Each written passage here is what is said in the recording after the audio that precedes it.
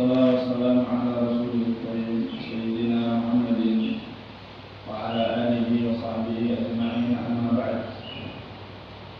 Faqala ta'ala fi kitabihil karim, a'udzu billahi minasy syaithanir rajim. Walladzina jahadu fina lanahdiyannahum subulana wa innallaha lama'al muhsinin. Faqala yarfa'illahu alladzina amanu minkum walladzina utul ilma darajat. وقال رسول الله صلى الله عليه وسلم يا أبا ذر لأن تغدو فتعلم آية من كتاب الله خير لك من أن تصلي 100 ركعة ولأن تغدو فتعلم بابا من العلم عمل به أو لم يعمل به خير لك من أن تصلي 1000 ركعة.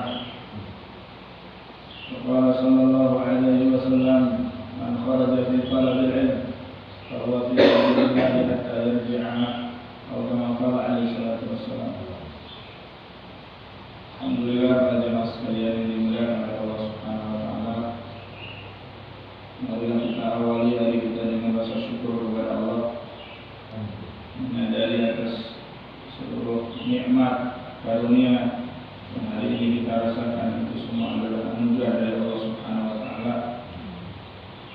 Dengan berazam di dalam hati kita untuk menggunakan nikmat tersebut dalam hal-hal yang diridhai oleh Allah Subhanahu wa taala. Semoga senantiasa sabar teguh iman Islam dalam hati kita, istiqomah kita dalam menjalankan perintah Allah sampai Allah Taala menjadikan kita semua berupa husnul khatimah. Amin ya rabbal alamin.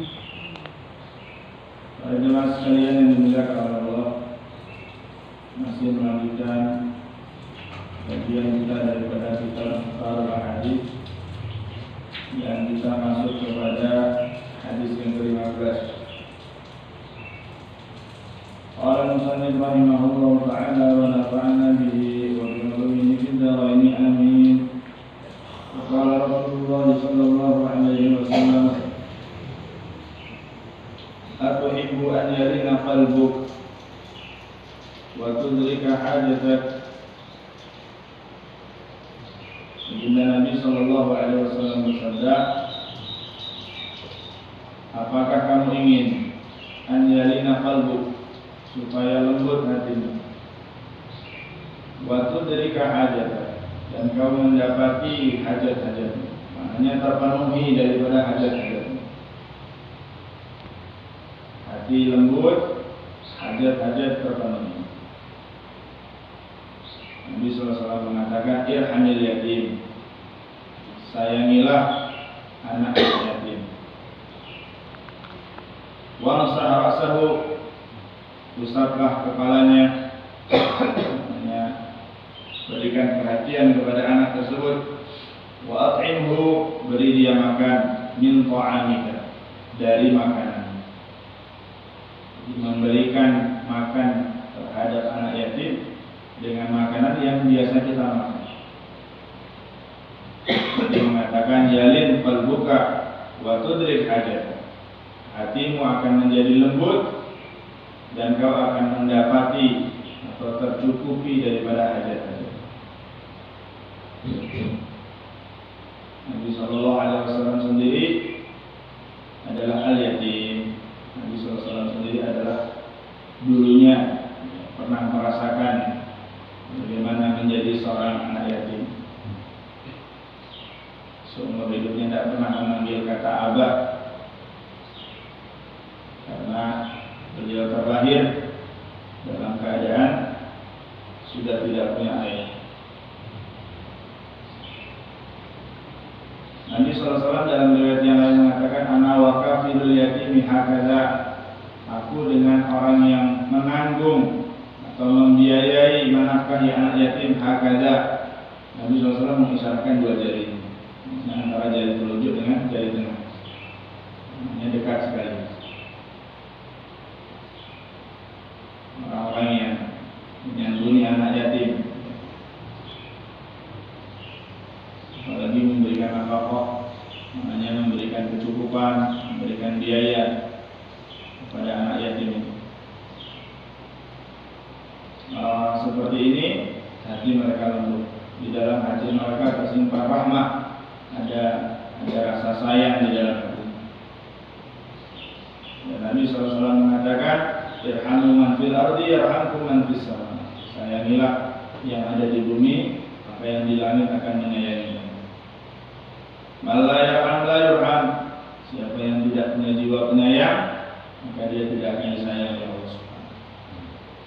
Wa minasyaqawah, termasuk daripada tanda kerasnya hati atau termasuk sebab kecelakaan atau kehinaan ketika rasa sayang itu sudah dicabut dari hati seseorang. Makanya Nabi SAW itu menyayangi anak kecil. Pernah satu kali ketika Nabi SAW sedang duduk-duduk, datang Sayyidina Hasan dan Husain radhiyallahu anhuma, kemudian Nabi SAW mencium daripada keduanya. Ada seorang Badui itu, dia mengatakan, ya wahai Muhammad, seorang sahabat, dia datang dan dia melihat Nabi SAW mencium cucunya. Maka sahabat tadi mengatakan, ya Rasulullah, apakah kau mencium cucumu? Namanya kok dekat banget sama anak kecil. Sesungguhnya saya punya anak 10, tidak ada yang pernah saya cium. Maka Rasulullah SAW mengatakan, ya, dalam mafhumnya itu memberikan nasihat bahwa laisa minna, bukan termasuk golongan kami orang yang tidak ada jiwa penyayang dalam diri. Dalam mafhum yang lain mengatakan, bagaimana saya bisa membenahi orang yang hatinya sudah dikeraskan oleh Allah Subhanahu.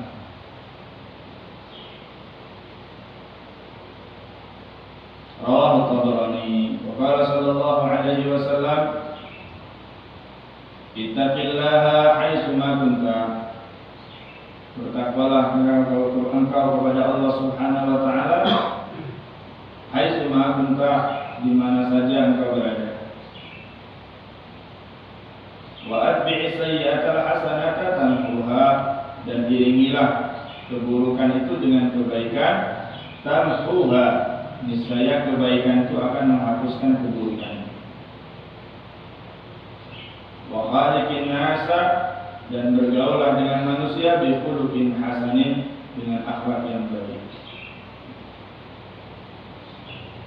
Dalam hadis ini Nabi SAW menunjukkan tingkatan-tingkatan ketakwaan. Bila kamu mampu, maka bertakwalah kepada Allah dalam setiap keadaan, di mana saja engkau berada.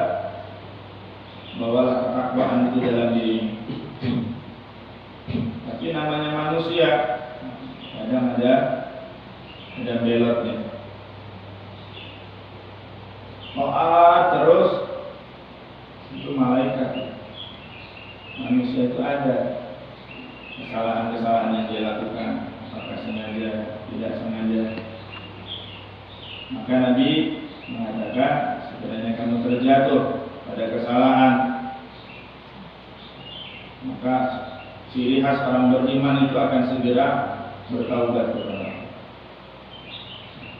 Ketika melakukan kesalahan, maka iringi kesalahan itu dengan istighfar atau taubat kepada Allah Subhanahu wa taala. Niscaya istighfar atau taubat itu menghapuskan daripada dosa-dosa. At-taib min adzam kaman la dzamba lahu. Orang yang telah bertaubat dari sebuah dosa seperti dia tidak pernah melakukan dosa itu. Dalam riwayat yang lain Nabi SAW mengatakan, maksudnya malaikat bagian kanan yang mencatat amal baik itu memimpin malaikat yang mencatat amal buruk. Ada raqib, ada atid. Ada malaikat hafazah yang bagian mencatat amal manusia. Ketika seorang Bani Adam itu dia melakukan kesalahan, maka malaikat yang bagian mencatat keburukan itu bertanya dulu kepada malaikat yang mencatat kebaikan. Apa perlu saya tulis? Kata malaikat yang mencatat kebaikan katakan, jangan dulu. Dalam satu mafhum dikatakan, tunggulah sampai 6 jam. Maknanya berikan kesempatan dia untuk bertobat. Dalam riwayat lain dikatakan sampai dia melakukan 5 kesalahan. baru catat 1. Ketika seorang itu dia sadar kemudian dia segera bertaubat, maka sudah dianggap enggak melakukannya. Makanya malaikat yang bagian itu mencatat keburukan itu tidak menulis, kecuali sampai terlewatkan daripada 6 jam atau sampai dia melakukan 5 kesalahan, baru malaikat yang kanan mengatakan catat kesalahan. Tapi sebaliknya ketika seorang itu dia melakukan amal baik, bahkan baru berniatnya saja, malaikat yang kanan itu sudah mencatat 1 kebaikan. Kalau dia melakukannya betul-betul, maka dalam 1 kebaikannya itu dilipat gandakan 10 kali lipat bahkan lebih. Sehingga iblis itu dia berteriak, oh alangkah celakanya, makanya saya sudah berupaya menggoda Bani Adam, tetapi dia telah menghancurkan itu semua dengan taubat. Maka kalau kita melihat daripada riwayat-riwayat tersebut, betapa ruginya seseorang itu kok sampai bisa kecemplung neraka, kok sampai bisa dosanya nggak diampuni. Berarti kan memang nggak ada niatan taubat. Itu menunjukkan besarnya rahmat Allah Subhanahu wa taala kepada manusia.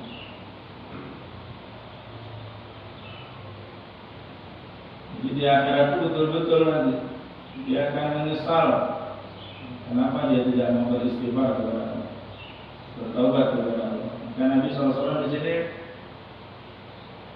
memerintahkan, iringilah kebaikan, keburukan itu dengan kebaikan, niscaya kebaikan itu akan menghapuskan keburukan.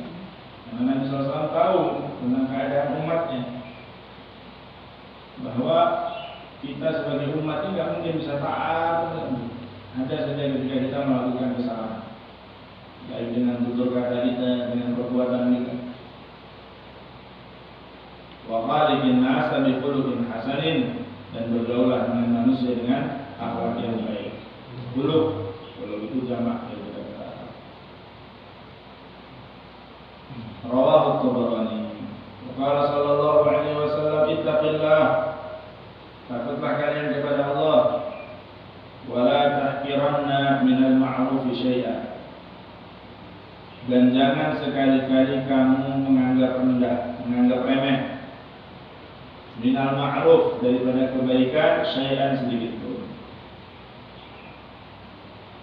Jadi terkadang sesuatu itu kita anggap remeh, tapi bisa jadi itu ada sangat diperlukan oleh orang lain. Bahkan Nabi mengatakan, walau antusrif min dalwika fi ina'in mustasqi, walau hanya sekedar kamu menuangkan air dari embermu kepada wadah orang yang membutuhkan air. Jadi seolah-olah satu yang enggak terlalu berarti begitu. Kalau di zaman dulu kan air tidak semudah sekarang ini. Orang dulu itu nimba dan sumurnya itu dalam. Itu pun kadang satu desa isinya cuma 1 sumur, 2 sumur. Ketika ada ngantri, kemudian kita dapati wanita atau kita dapati orang tua, seseorang yang dia rela menuangkan air kepada wadah saudaranya itu adalah kebaikan di sisi Allah Subhanahu. Banyak sekali hal-hal yang kita anggap itu nggak terlalu berarti, tapi bisa jadi justru amal-amal yang kecil itulah yang mudah diterima oleh Allah Subhanahu wa taala. Kenapa? Karena amal-amal kecil tadi itu mudah kita melupakan. Kalau amal yang besar itu mungkin yang sudah dikasih dia udah lupa, tapi yang ngasih ingat terus. Tapi amal yang kecil itu, nah itu dia mudah melupakan. Dan di antara tanda ikhlas, seseorang itu dia mudah melupakan kebaikan dia. Walaupun kebaikan yang dia lakukan itu dia lupakan, maknanya dia lupa melakukan kebaikan itu. Yakinlah bahwa kebaikan itu tetap ada dalam catatan amalnya. Faman ya'mal mithqala dzarratin syarran yara. Wa may ya'mal mithqala dzarratin khairan yara. Wa may ya'mal mithqala dzarratin khairan yara, wa may ya'mal mithqala dzarratin syarran yara. Kebaikan sekecil zarah, kebaikan yang kecil sekali, yang tidak dianggap, itu ternyata ada nilainya di sisi Allah Subhanahu wa ta'ala. Wa antal qa'akhaka wa wajhuka ilaihi munbasitun. Dan supaya kau menjumpai saudaramu dalam keadaan wajahmu itu berseri-seri. Jadi ya, ketemu kawan, ketemu saudara itu ekspresi wajahnya menunjukkan rasa senang. Itu juga pahala. Dalam akun riwayat yang lain Nabi mengatakan tabassumuka inda wajhi akhika laka shadaqah. Senyummu di hadapan saudaramu itu adalah sedekah. Jadi kalau ini jangan cuma senyum. Jadi maknanya ketika ketemu, awalilah jumpa kita dengan saudara itu dengan senyum, dengan salam, dengan sapa. Husnul mujamalah, pintar basa-basi. Sayyidina Umar bin Khattab itu ketika beliau menjabat menjadi khalifah, orang datang dari mana-mana. Bahkan Sayyidina Umar itu menanyakan tentang keadaan ternak-ternak mereka, tanaman-tanaman mereka, bagaimana keadaan di sana, musim panas atau musim hujan. Kelihatannya itu pertanyaan-pertanyaan yang sepele, tetapi itu adalah bagian dari kepedulian, perhatian Sayyidina Umar kepada saudara-saudaranya, kepada orang-orang yang dipimpin. Wa iyyaka wa isbal al-izar, fa inna isbal al-izari min al-mahillah wa la yuhibbuha Allah. Kemudian Nabi mengatakan, hati-hatilah kamu atau hindarilah olehmu dari menjulurkan kain, sarungkah, jubahkah, yang melebihi daripada mata kaki. Kenapa menjulurkan kain melebihi daripada mata kaki itu? Minal mahilah, maknanya termasuk ciri khas kesombongan. Wala yuhibbuha Allah, Allah Subhanahu wa ta'ala tidak menyukai kepada kesombongan itu. Para ulama fikih itu membahas bagaimana hukumnya. Apakah dipukul rata jadi haram semua, pokok kain menjulur lebih mata kaki hukumnya haram? Kata para ulama dilihat, kalau memang niat dia adalah karena makhilah, karena kesombongan, maka hukumnya haram. Tapi kalau tidak, maka hukumnya makruh.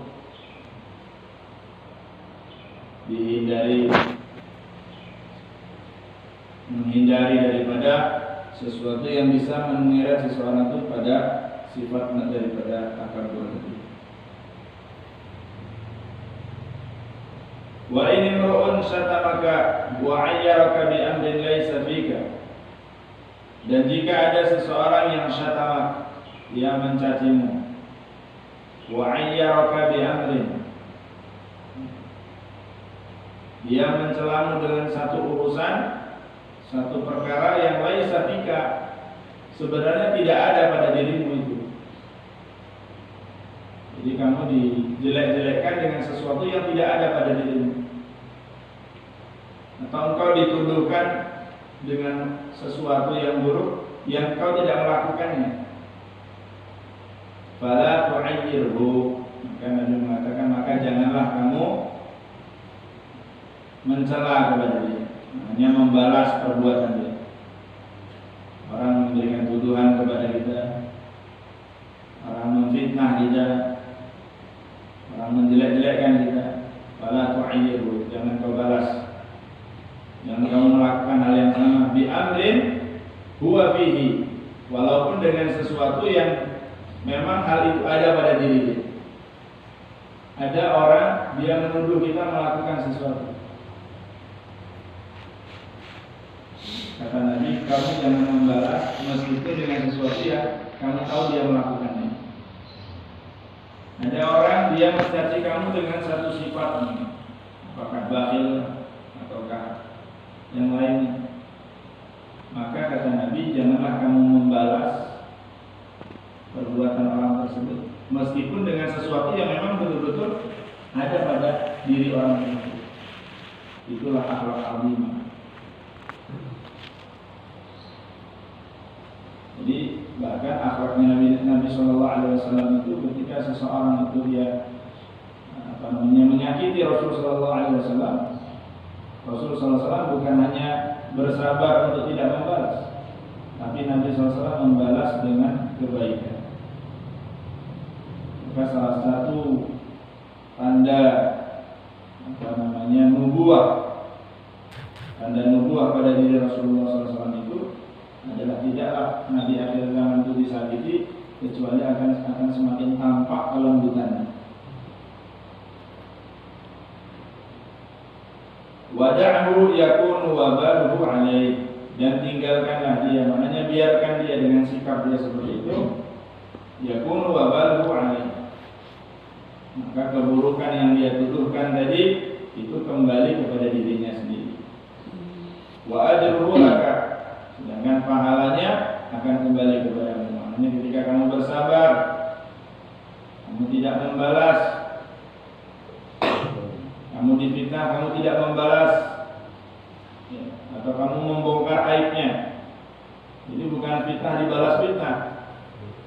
Kamu difitnah oleh seseorang, lalu kamu tidak membalas dengan membongkar aibnya orang tersebut. Walaupun sebenarnya aib itu ada pada orang itu, tapi kamu tetap diam, engkau tetap bersabar, maka bagimu pahalanya, kata Nabi. Wa ajruhu laka wala tasubbanna ahadan, dan jangan pernah mencaci atau mencela siapapun. Nabi SAW mengatakan dalam hadis riwayat, aku tidaklah diutus untuk mencaci. Jadi mencaci, menghina itu bukanlah ciri khas seorang muslim. Rawahu At-Tayalisi an Jabir bin Sulaim. Wa qala sallallahu alaihi wasallam, ittaqullaha, takutlah kalian kepada Allah, wa a'dilu baina auladikum, dan bersikap adillah kalian terhadap anak-anak kalian. Wa a'dilu, bersikap adillah kalian baina auladikum, di antara anak-anak kalian. Ada anak itu yang kita sayang, ada anak itu biasa-biasa aja. Ada anak itu mungkin karakternya nyebelin kita, tapi dalam memberi, dalam menyayangi secara zahir ya, itu kita berusaha seadil mungkin. Bahkan di zaman sahabat itu ada seorang sahabat, dia mengatakan kepada Rasulullah, ya Rasulullah, saya baru memberi Nu'man seekor kuda. Ini sahabat ini punya, kalau nggak salah sahabat Bashir, punya beberapa anak. Di antara anaknya itu ada yang namanya Nu'man, dan anak itulah yang paling disayang oleh sahabat itu. Jadi sahabat itu dia mengatakan, ya Rasulullah, saya telah memberikan Nu'man seekor kuda. Rasulullah SAW kembali bertanya, apakah yang lain juga kamu kasih? Hanya saudara-saudaranya Nu'man itu kamu kasih juga? Kata sahabat tadi, tidak ya Rasulullah. Rasulullah SAW mengatakan yang maksudnya, sesungguhnya kau telah memecah belah di antara mereka. Karena akan terjadi kecenderungan sosial. Kasih satu, kasih semua. Kalau memang belum mampu, jangan sebagian-sebagian, kecuali mungkin diberikan penjelasan dan lain sebagainya. Ini isyarat dari Nabi SAW pentingnya kita bersikap adil kepada anak-anak. Walaupun mungkin secara fitrah kita nggak bisa kita bersikap adil dengan hati kita, karena kita tahu mana yang paling kita sayang, mana yang biasa-biasa saja. Tapi secara zahir kita diperintahkan untuk bersikap adil kepada semua anak-anak. Qala sallallahu alaihi wasallam, ittaqu firasatal mu'min fa innahu yanzuru bi nurillah. Takutilah firasatnya seorang mukmin, karena seorang mukmin itu melihat atau memandang dengan nur Allah Subhanahu wa ta'ala, dengan petunjuk daripada Allah Subhanahu wa ta'ala. Allah mengatakan firasatul mukmin, firasat seorang mukmin itu 75% kebenarannya. Ketika Sayyidina Utsman bin Affan radhiyallahu anhu menjadi khalifah, dalam satu majelis beliau sedang memberikan wejangan kepada para sahabat. Kemudian datang seorang laki-laki duduk dalam majelis itu. Sayyidina Utsman radhiyallahu anhu mengatakan, bagaimana dengan seseorang yang duduk dalam majelis kita sedangkan terlihat asar zina, ada bekas zina pada matanya. Maka orang-orang terkejut. Sehingga ada beberapa sahabat yang menanyakan, wahai khalifah, apakah nubuwah itu masih diturunkan, risalah nubuwah masih diturunkan? Kata Sayyidina Utsman, tidak. Tapi seorang mukmin itu sebagaimana yang Rasulullah SAW katakan, dia melihat dengan nur daripada Allah SWT. Hanya dia mendapatkan petunjuk daripada Allah. Seorang itu dia melihat yang haram, maka tampak bekas zina pada matanya. Makanya jaga pandangan mata, jaga pendengaran kita daripada hal-hal yang diharamkan oleh Allah Subhanahu wa ta'ala. Qala sallallahu alaihi wasallam, ittaqi da'watal mazlum. Takutilah oleh kalian doanya orang yang teraniaya. Fa innaha, karena sesungguhnya doa orang yang teraniaya itu laisa bainaha, tidak ada antara doa tersebut wa bainallah, dan antara Allah hijabun, menghalang. Rawahu Tirmidzi, diriwayatkan oleh Imam Tirmidzi. Dalam riwayat yang lain mengatakan walau min kafir, walaupun dari orang yang kafir kepada Allah, dari orang yang ingkar kepada Allah. Kalau orang itu dianiaya lalu dia meminta kepada Allah, maka pasti diijabah oleh Allah. Apalagi dari seorang mukmin. Jadi dalam bersikap adilnya Allah Subhanahu wa ta'ala dalam urusan menegakkan kezaliman, itu hanya mengadili kezaliman, itu Allah Subhanahu wa ta'ala menyamakan semua. Yang mau dia mukmin, karena kafir, kalau dia terzalimi, maka Allah Subhanahu wa ta'ala sendiri yang akan mengambil keputusan. Inni haramtu dzulma ala nafsi, kata Allah, sesungguhnya aku telah mengharamkan kezaliman itu terhadap diriku. Maka Allah juga mengharamkannya untuk siapapun berbuat zalim. Maka doa orang yang terzalimi itu makbul di sisi Allah. Tidak ada penghalang antara doa orang yang teraniaya dengan Allah, walaupun dia daripada orang yang tidak beriman, apalagi orang yang beriman kepada Allah.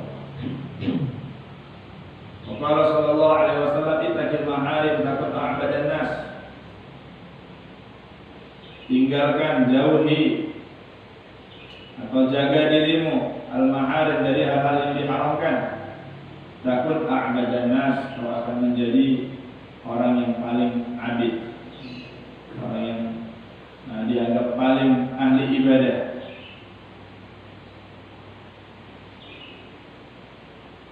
Orang yang ingin dekat kepada Allah Subhanahu wa ta'ala, maka hendaknya dia meninggalkan seluruh yang haram. Kenapa? Karena orang-orang fasik, mereka melakukan ketaatan, tapi mereka juga melakukan kemaksiatan.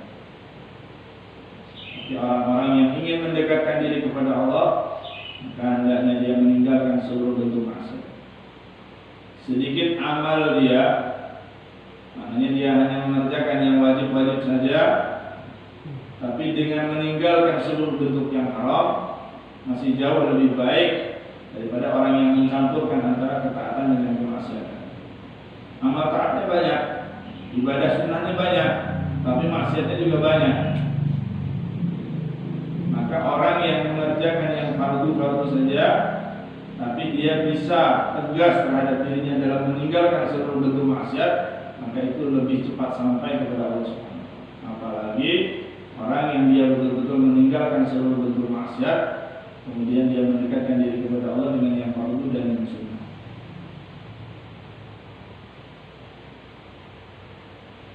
Warda bima qasamallahu laka, dan ridhalah terhadap apa yang qasamallahu lak, apa yang Allah bagi untukmu. Takut aghnan nas, kau akan menjadi orang yang paling kaya.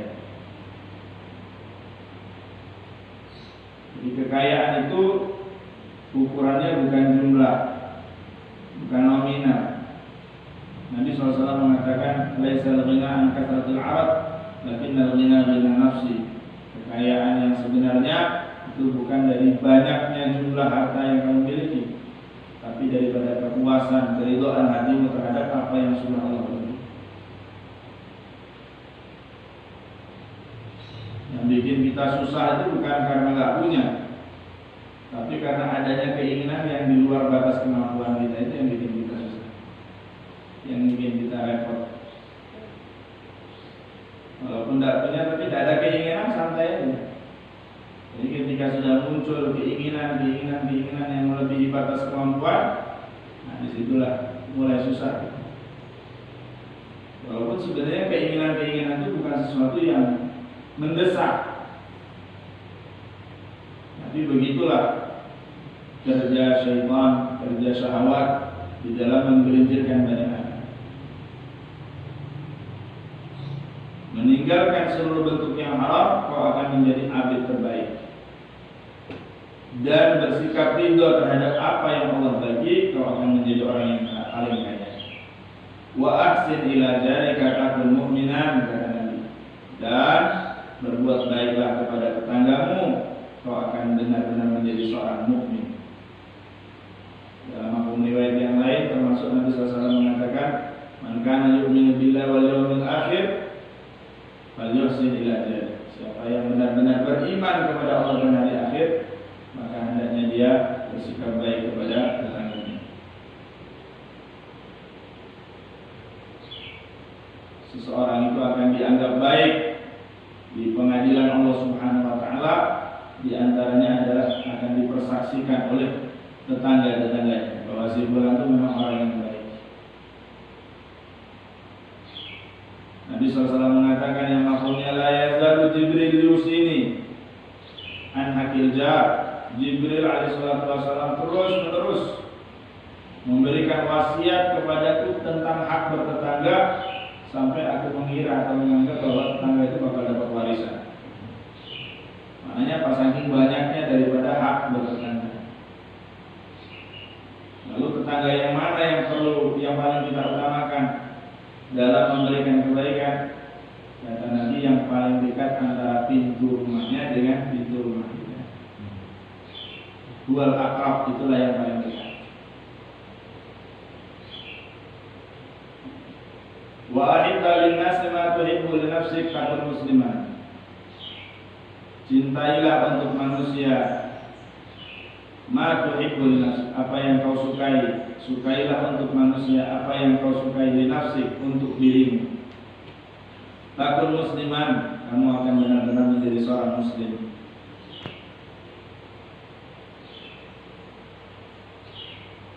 Bahkan Nabi SAW mengatakan, la yu'minu ahadukum hatta yuhibba li akhihi ma yuhibbu li nafsihi. Tidak akan sempurna iman salah seorang dari kamu sampai dia menyukai kebaikan untuk saudaranya sebagaimana dia menyukai kebaikan itu untuk dirinya. Jadi seorang mukmin itu jauh daripada kata hikid, jauh daripada kata dengki, kata iri. Dia senang ketika melihat saudaranya senang dan ikut ikut susah ketika melihat saudaranya susah. Itulah seorang muslim, itulah seorang mukmin. Orang kok masih bisa senang di atas penderitaan orang lain? Nah, ini pertanyakan kayaknya. Gimana? Wala tuksirid dhahk, dan jangan banyak tertawa, kata Nabi. Fa inna kasratad dhahik